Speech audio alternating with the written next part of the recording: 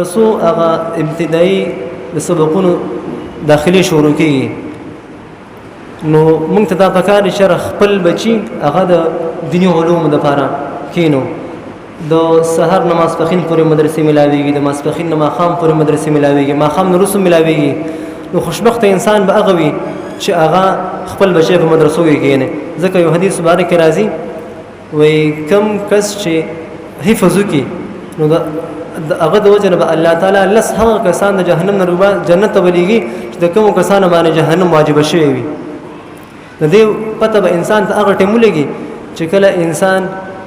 د آخرت هغه حالات او منظر ویني چې فرشتو دا خلق روان کړي جهنم ته نو یاد ساتئ موږ د خپلو ماشومانو تربیت سي طریقې سره ونه کړو نو په ورځ د آخرت همدغه ماشومان همدغه اولاد به زموږ خلاف مقدمه لړاوي بیا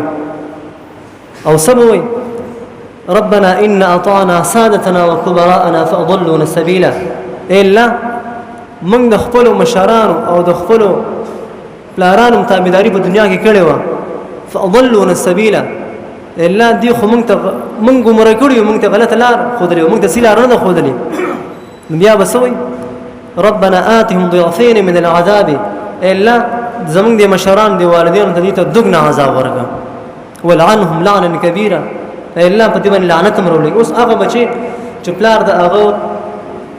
مطلب دا چې معمولی در په بچي باندې راشي پلار نشي برداشت کولای د بچي د وجه نه پلار بل سره دښمنی کوي مور څومره سخت د بچي د پاره تیری ماشوم امتیازیو کی مور په غلون زبان سملی او بچي ورځته کیدی مور تر هغه پورې خوب نه کې درسو پورې بچي نه ود شي مول تر هغه پورې قرار نه ورځ درسو پورې بچي ته قرار نه ملو شي او دغه بچو به په ورځ اخرت باندې براباسي او د والدین خلاف مقدمه لړاوي صرف د دې وجه نه چې هغه د خپل ماشوم دینی تربیت نه کړي او اسلامي تعلیمات ورته نه خودلې نو د مدرسو هغه ابتدایي سبقونه به شروع کی هر مدرسه کې چې د هر یو کس په رشتہ دارانو کې امداسي عالم وي په ملګرو کې امداسي عالم شابانه اعتماد ساتي اگر د خپل بچي واره کې چې زما دي بچی ته دینی تربیت وکړي ان شاء الله ردی خبر ټول خیال ساتو چې خپل بچي په مدرسو کې دینی تربیت لپاره کینو الله دې عمل کول د فکر راکړي